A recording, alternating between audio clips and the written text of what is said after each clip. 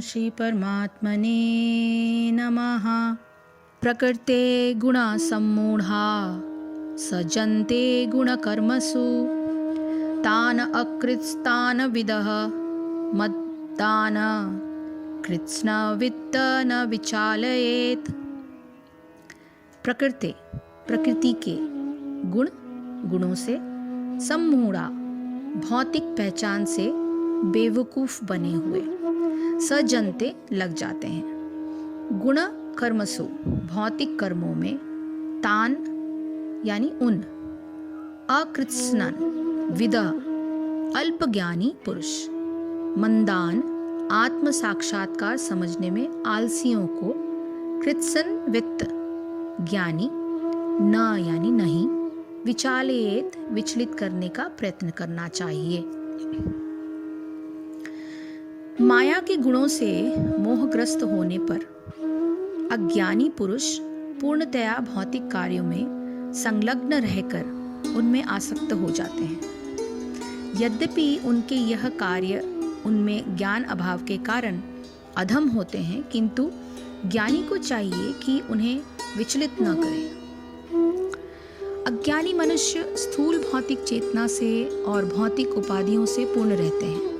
यह शरीर प्रकृति की देन है, और जो व्यक्ति शारीरिक चेतना में अत्यधिक आसक्त होता है वो मंद अर्थात आलसी कहा जाता है। अज्ञानी मनुष्य शरीर को आत्मस्वरूप मानते हैं। वे अन्यों के साथ शारीरिक संबंध को बंधुत्व मानते हैं। जिस देश में यह शरीर प्राप्त हुआ है उसे वे पूज्य मानते हैं, और वे धार्मिक अनुष्ठानों की औपचारिकता को ही अपना लक्ष्य मानते हैं।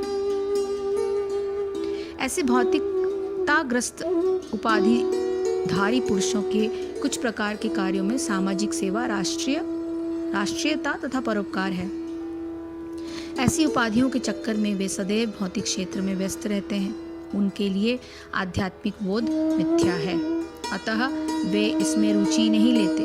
किंतु जो लोग आध्यात्मिक जीवन में जागरूक हैं उन्हें चाहिए कि इस तरह भौतिकता में मग्न व्यक्तियों को विचलित न करें।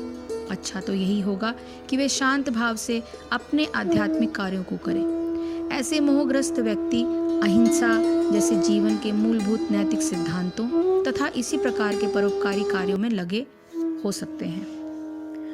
जो लोग अज्ञानी हैं वे कृष्ण भावनामृत के कार्यों को समझ ही नहीं पाते।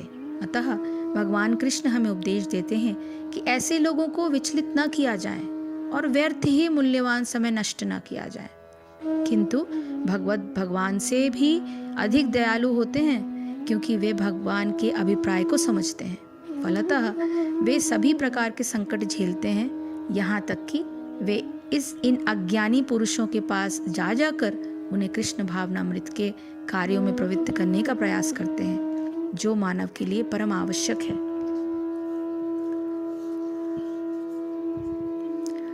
प्रकृति के गुणों से मोहित हुआ पुरुष गुण और कर्मों में आसक्त होते हैं, और उन अच्छी प्रकार न समझने वाले मूर्खों को अच्छी प्रकार जानने वाला ज्ञानी पुरुष चलायमान न करे।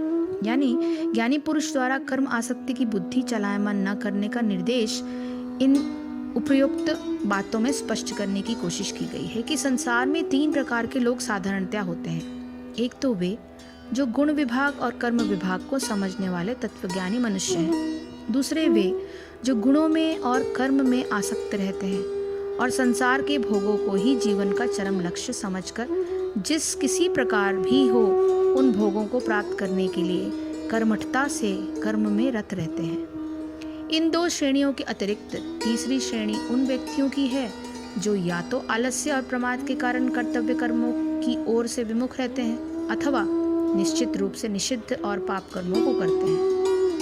इस तीसरी श्रेणी के व्यक्तियों से तो समझा बुझाकर निषिद्ध कर्म छुड़वाने और कर्तव्य कर्म करने के लिए उन्हें प्रेरित किया जा सकता है, परंतु जो सांसारिक भोगों के प्रति आकृष्ट होकर उनको प्राप्त करने के लिए कर्म करते हैं उनको ज्ञानी पुरुष कर्मों से विचलित करने की प्रेरणा ना करें।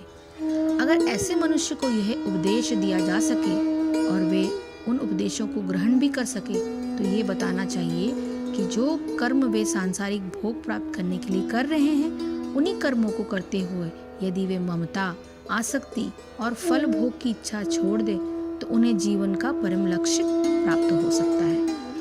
ऐसा करने से तो उनका अवश्य हित होगा, परंतु यदि उनसे ऐसी बात की जाए कि संसार तो मिथ्या है, यहाँ कर्मों के करने से क्या लाभ, तो हो सकता है कि वे कर्मों से आसक्ति का तो त्याग नहीं करे, परंतु कर्म का त्याग करके महान अनर्थ के भागी बन जाएं। अब भगवान इन सारे उपदेशों के सार स्वरूप कल्याण का सर्वश्रेष्ठ साधन सुनिश्चित करते हुए बताते हैं।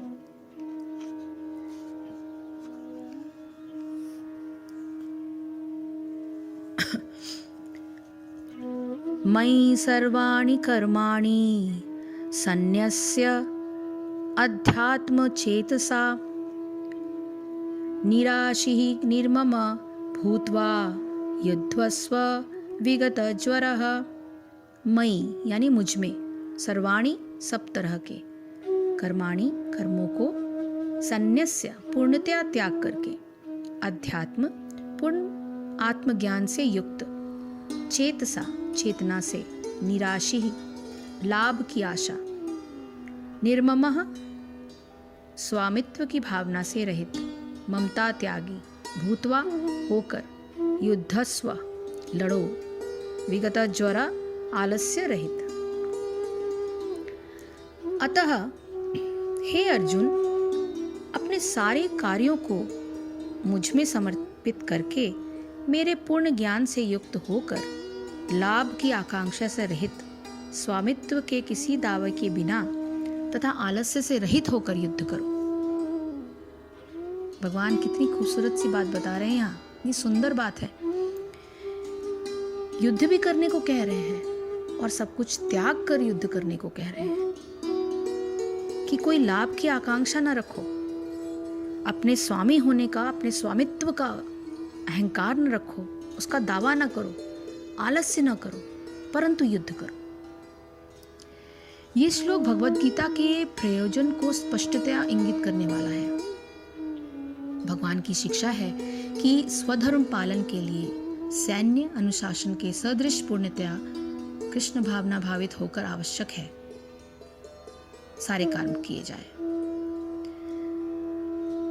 ऐसे आदेश से कुछ कठिनाई उपस्थित हो सकती है, फिर भी कृष्ण के आश्रित होकर स्वधर्म का पालन करना ही चाहिए, क्योंकि यह जीव की स्वाभाविक स्थिति है। जीव भगवान के सहयोग के बिना सुखी नहीं हो सकता, क्योंकि जीव की नित्य स्वाभाविक स्थिति ऐसी है कि भगवान की इच्छाओं के अधीन रहा जाए। अतः श्री कृष्ण ने अर्जुन को युद्ध करने का यह आदेश दिया, मानो भगवान उनके सेनानायक हों। परमेश्वर की इच्छा के लिए मनुष्य को सर्वस्व की बलि करनी होती है और साथ ही स्वामित्व जताए बिना स्वधर्म का पालन करना होता है। अर्जुन को भगवान के आदेश का मात्र पालन करना था। परमेश्वर समस्त आत्माओं के आत्मा है, अतः जो पूर्णतया परमेश्वर पर आश्रित रहता है, या दूसरे शब्दों में कहा जाए तो जो पूर्णतया कृष्ण भावना भावित है, वो आध्यात्म चेतस कहलाता है। निराशी का अर्थ है स्वामी के आदेश के अनुसार कार्य करना, किंतु फल की आशा न करना। कोषाध्यक्ष अपने स्वामी के लिए लाखों रुपए गिन सकता है, किंतु इसमें से वो अपने लिए एक पैसा भी नहीं रखता। इसी प्रकार मनुष्य को ये समझना चाहिए कि इस संसार में किसी व्यक्ति का कुछ भी नहीं है, तो सारी वस्तुएं परमेश्वर की हैं। मई अर्थात मुझ में, इसका वास्तविक तात्पर्य यही है। और जब मनुष्य इस प्रकार से कृष्ण भावनामृत में कार्य करता है तो वो किसी वस्तु पर अपने स्वामित्व का दावा नहीं करता। वो भावनामृत निर्मम अर्थात मेरा कुछ भी नहीं कहलाता है। यदि ऐसे कठोर आदेश को, जो शारीरिक संबंध में तथा कथित बंधुत्व भावना से रहती है, बंधुत्व भावना से रहित है, पूरा करने में कुछ झिझक हो तो उसे दूर कर देना चाहिए। इस प्रकार मनुष्य विगत ज्वर अर्थात ज्वर या आलस्य से रहित हो सकता है। अपने गुण तथा स्थिति के अनुसार प्रत्येक व्यक्ति को विशेष प्रकार का कार्य करना होता है और ऐसे कर्तव्यों का पालन कृष्ण भावना भावित होकर किया जा सकता है। इससे मुक्ति का मार्ग प्रशस्त हो जाता है।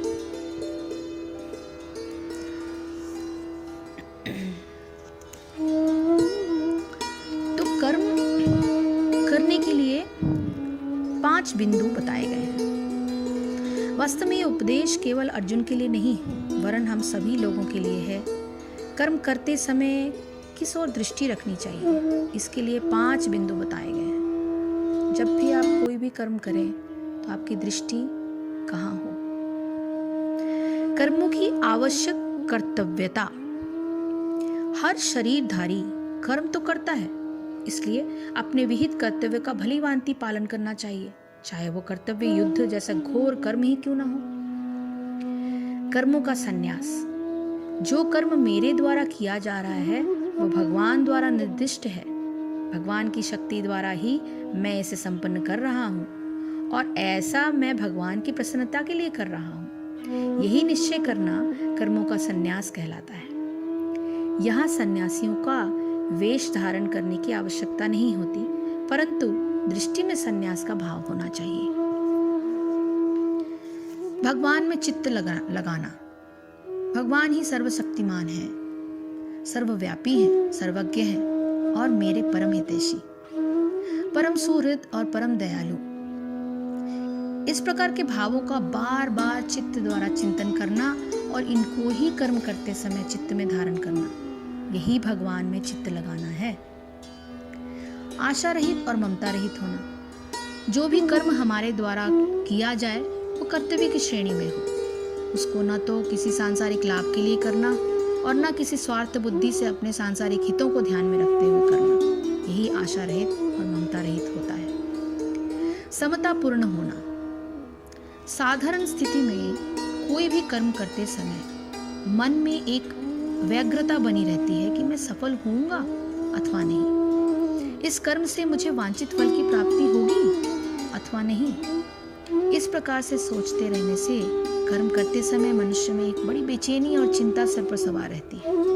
परंतु यदि सब कर्म भगवान की शक्ति से और उसकी प्रसन्नता के लिए किए जाएं तो वो व्यग्रता और बेचैनी अपने आप समाप्त हो जाती है और चित्त इस विषय में आश्वस्त हो जाता है कि अब जो कुछ भी होगा वो भगवान की इच्छा से और मेरे कल्याण के लिए होगा, क्योंकि भगवान सर्वज्ञ और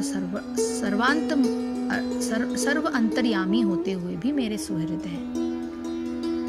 इसलिए यदि यह कर्म सफल नहीं होता तो इसमें मेरा किसी न किसी प्रकार से कल्याण होने की संभावना है। मतलब अगर आपका कोई काम रुक रहा हो और आपके चाहने पर वो काम ना हो रहा हो, इसका मतलब भगवान ने आपके लिए कुछ और भी अच्छा सोच के रखा है। तो इसका संबंध यह है कि इस प्रकार भगवान ने अर्जुन को युद्ध जैसे कर्तव्य को करने के लिए प्रेरित करते समय उस भाव को स्पष्ट किया जिस भाव से कर्म करने चाहिए। अर्जुन को सभी जीवात्माओं का प्रतीक मानकर वास्तव में यह मार्ग निर्देशन हम सबके लिए है जो जीवन में कर्तव्य कर्म करने के लिए बाध्य हैं। इस प्रकार कर्मों का अनुष्ठान करने से क्या लाभ होता है ये बताते हुए आगे के श्लोक पढ़े जाएंगे। हरे कृष्ण कृष्ण कृष्ण हरे हरे, हरे राम राम राम हरे हरे। जय श्री कृष्ण, जय गुरुदेव।